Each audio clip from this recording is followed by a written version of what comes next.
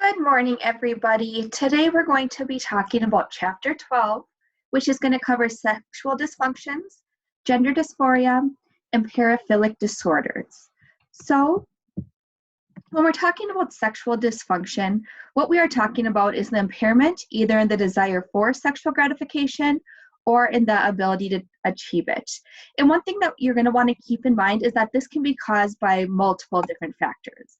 It can be a psychological factor, an interpersonal factor, so a relationship type issue, or there's actual physical factors as well. So there's a variety of different reasons why somebody might suffer from a sexual dysfunction disorder.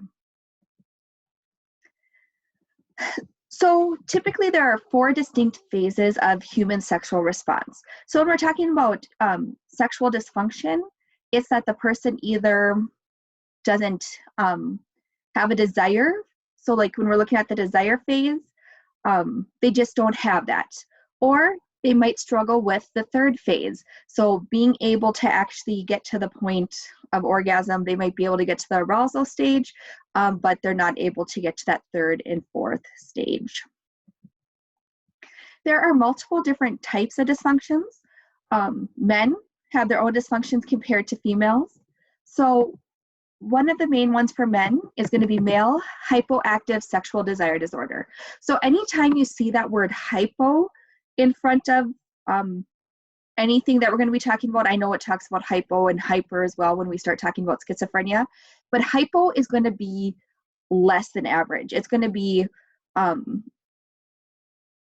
as intense. Maybe think of, if you know, like hypothyroidism, it is just working slower than it should be working. Where hyper, on the other hand, it's going to be a heightened sense. It's going to be faster. So hypo is going to be slower and less. Hyper is going to be more faster and intense. So just a distinction as we go through when we're talking about the different types of disorders here, and in next chapter when we're talking about schizophrenia. The next one is just a little video for you. Another disorder that we have is erectile disorder, also known as impotence previously, but that has changed. This can be caused by a variety of different reasons: antidepressants, vascular diseases, smoking, obesity, using alcohol, drugs. Those can all be contributors when we're talking about erectile disorder. A couple of other ones we have are premature ejaculation, delayed ejaculation, and then we move into the sexual dysfunctions in female. So female sexual interest or arousal disorder, so that low desire and low sexual arousal would be what we would qualify as female sexual interest arousal disorder. Another one that we often see for females is going to be genital pelvic pain disorder. And really they should be classifying this maybe as a pain disorder rather than a psychological disorder, because typically there is going to be a physical underlying cause which is causing this type of disorder. Sometimes it might be a low-lying pelvic that would cause the extra pain, or there might be a variety of different physical reasons, and therefore there's that argument that it should be a pain disorder and not a psychological disorder. Another one we have is female orgasmic disorder, and then we move into gender dysphoria. So when we talk about gender dysphoria, this is something I saw a lot working as a school counselor. People kind of questioning either their sexuality or their gender identity. They'd say that they felt like even though they were born as a male, they identified more with a female. Or it might have been a female who identified more as a male and felt that they were in the wrong body. And what the actual definition of gender dysphoria is that persistent distress resulting from a perceived mismatch between one's assigned gender, so the gender you are born with, and their gender identity. Oftentimes we see it diagnosed in 2 different life stages, so either during childhood or during adolescence and adulthood. And some of the times, the students would just kind of be questioning it. They'd experiment with dressing as a female, maybe growing their hair long, wearing makeup, or for the females who thought that they were in the wrong body and they should have been in the male body, would oftentimes cut their hair really short. They'd start dressing more like a male just to see And sometimes they stuck with it. They felt that, yes, I very strongly believe that I was born a female, but I should be a male. Other times they would try it for a while and realize, you know what, that's not the case here. So, but I did see a lot of this, especially from freshman and sophomore aged students as they come into high school, kind of just questioning where they belong. So as I already kind of touched on some of the clinical picture of what that looks like if you're a boy or for a female. And typically adults with gender dysphoria suffer elevated risks of other mental disorders. And I think we even see that as teens as well. They're just kind of questioning where they belong. Sometimes they have anxiety, sometimes they have depression, and that might come from rejection from friends, family members, or even the communities, are being bullied sometimes as well. So that leads to some of those mental health disorders that we see.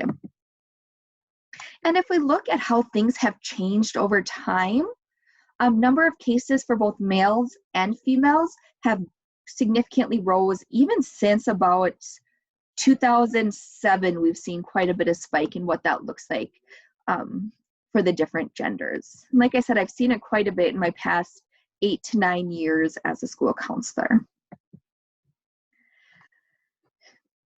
When we're talking about treatments, oftentimes children and adolescents with gender dysphoria are brought in by their parents for psychotherapy. The parents might not understand what the child is going through and think that they need therapy to work through that. Some individuals, they do continue to have gender dysphoria as they grow older. Other times, like I said, they kind of question it, but as adults, they no longer feel that way. It is known by the World Health Organization as gender incongruence of childhood. I'd recommend you just take a look at that video sent out by the World Health Organization. Then we move into paraphilic disorders.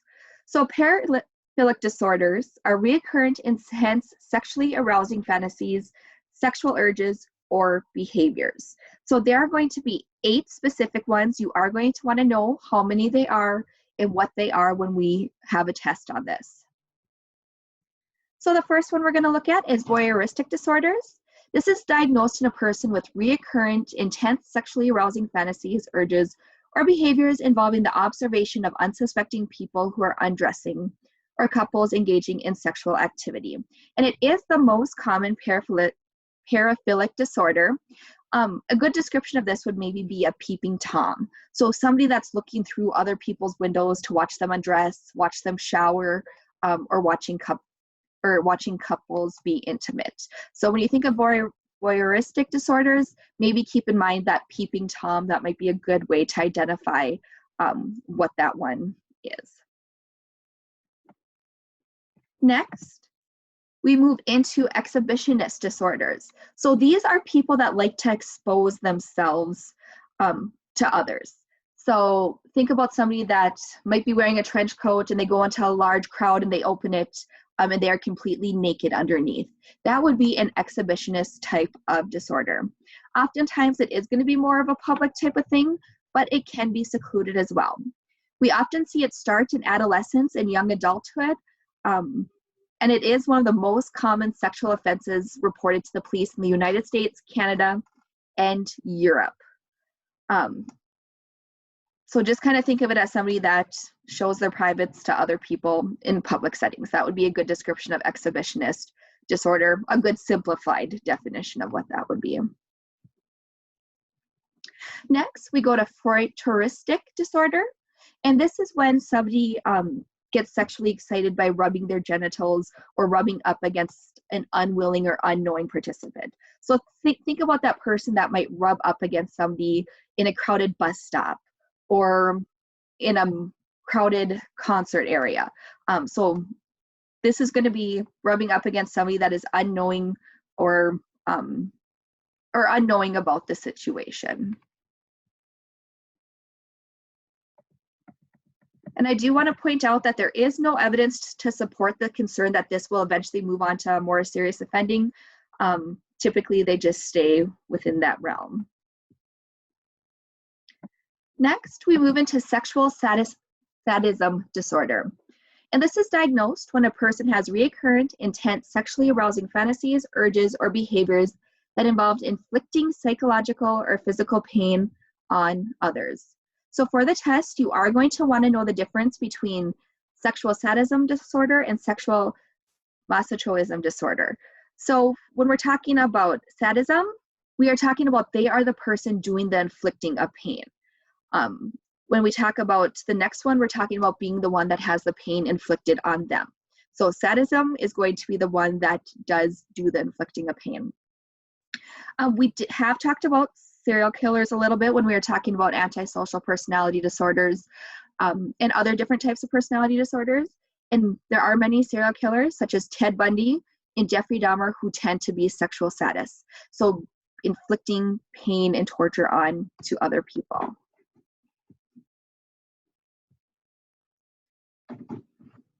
Next, we move into sexual masochism,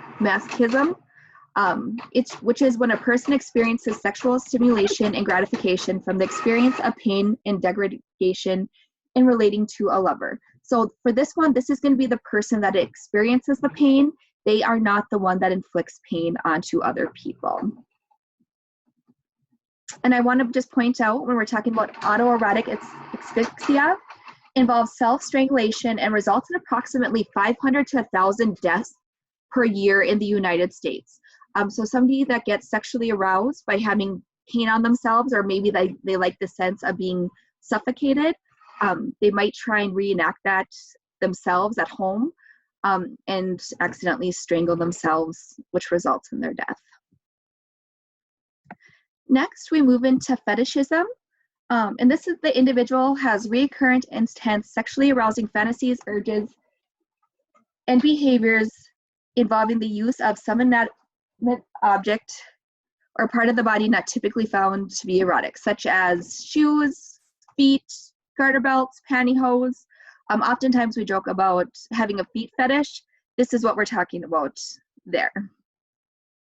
It is often seen through classical conditioning or through social learning. So maybe at a young age, they may watch a pornographic video of somebody wearing high red heels. Over time, if they continue to watch that and continue to feel those pleasurable experiences from that, they may eventually develop a fetishism for red high heels. Next, we move into transvestic disorders. So this is when heterosexual men who experience recurrent, intense sexual arousing fantasies, urges, or behaviors that involve cross-dressing as a female may be diagnosed with transvestic disorders. So think about a transvestite. That is going to be a male who dresses as a female. Sometimes there's going to be, they can go to the extreme, such as a drag dresser, where they do the whole makeup, hair, gowns, all those types of things. Or it could simply be somebody that takes a much more mild case. They might have longer hair, they might wear makeup, they might wear a dress. So there really is a spectrum in terms of what that might look like. And it does typically onset in adolescence. So when we're looking at the causal factors here, you are going to want to know that they are almost all male. There are not many females that are going to fall within these types of disorders. They are typically going to be mostly male. It begins around that time of puberty when we start to have sexual urges or adolescence. Most will have more than one paraphilia, so they might be an exhibitionist and a sadist at the same time. Sometimes we can look at pharmacological treatments, and what we mean by this is by maybe balancing the hormones so they don't have as strong of sex drive by lowering those testosterone types of levels. But we have not found a treatment that is super clear in terms of what is most effective. No, so that was paraphilic disorders. Make sure you take notes on where I said you are going to want to know this for the test. And now we're going to be moving into sexual abuse. So when we talk about sexual abuse, it's important that we talk about this because sexual abuse can lead to a lot of mental health disorders as a person ages. So if a child is sexually abused, a teenager is sexually abused, they're going to be at a higher risk for psychological disorders, especially because that is going to be a very traumatic experience and can lead to that lifelong trauma that we see from a person. So sexual abuse is a sexual contact that involves physical or psychological coercion of at least one individual who cannot reasonably consent to the contact. So for example, a child. This is going to include pedophilia, incest, and rape. Yet only pedophilia is the only one that is actually listed in the DSM-5. So as I said, the main reason that we are focusing on this underneath this topic is because that link between sexual abuse, trauma, and mental disorders as it goes on. And childhood sexual abuse is actually a lot more common than it was once assumed.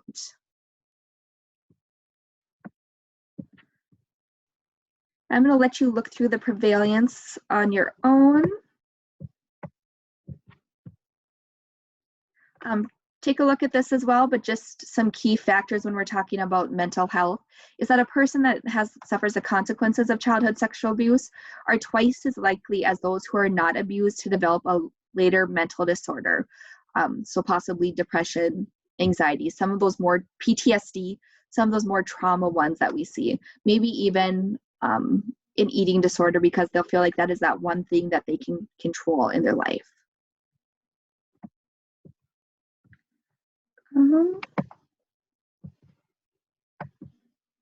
I encourage you to watch this. We talked earlier about implanting memories and how we have to be so careful when we're talking about recovered memories of sexual abuse and to make sure we're not leading the client into giving us false information.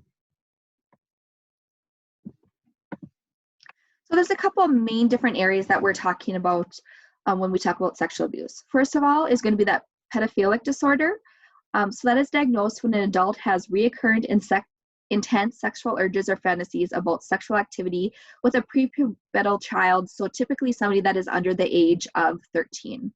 Almost all of our perpetrators are going to be male, and 2/3 of the victims are between the ages of 8 and 11. And what's really sad is that many of the pedophiles actually work with children and actually can have easy access to the children. Next is incest, and that is going to be when there are sexual relations between a family member, such as a brother and a sister, or a parent and a child.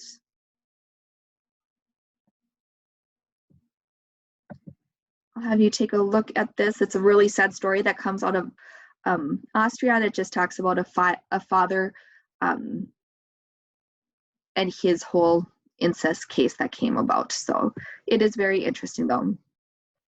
And then of course there is rape and sexual assault that also falls under that sexual abuse category.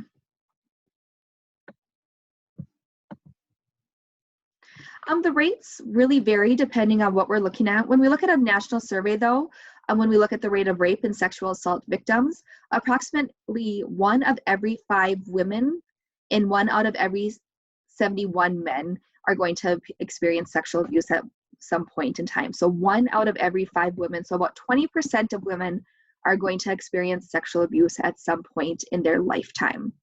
The highest risks are going to be those women under the age of 34 who live in low income and rural areas. And also college is a high risk time as well, often due to the amount, often due to alcohol consumption. So when we look at the statistics of sexual assaults, 12 to 17 is the highest range, 18 to 34, and then we see it go down from there. So oftentimes we get the question, is rape motivated by sex or aggression?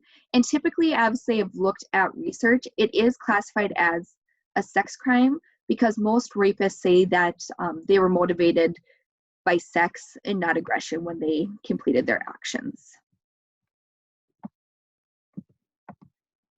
As we said, there is a lot of trauma that comes from a sexual abuse and can lead to severe PTSD in the future. So when we look at who rapists typically are and some of the causal considerations that we're going to have. Well, once again, they're overwhelmingly male, impulsive, they have a quick temper, lack personal intimate relationships. They might not always understand social cues or pressures, so they might see somebody making an advance towards them that actually isn't there. And they also lack social communication skills as well. Some of the justifications that the perpetrators will say is, I just had too much alcohol. Or they might say, well, she didn't say no, so it must have been okay. Or she led me on. The skirt she was wearing was short. She invited me to do this. And none of that is okay. It doesn't matter how much alcohol you've had. Even if you don't say no and your body actions are saying no, that should be enough to stop. And just because you're wearing a short skirt or a low cut blouse does not mean that you are asking for it. None of those are okay, but those are some of the common justifications that we see coming out of rape trials, or different media things that we have come out and seen. I'll let you kind of look through the different treatments that there are when we're talking about sexual abuse. We've talked about psychotherapies. There's a lot of different interesting ones there. Sometimes we can look at biological and surgical type of treatments.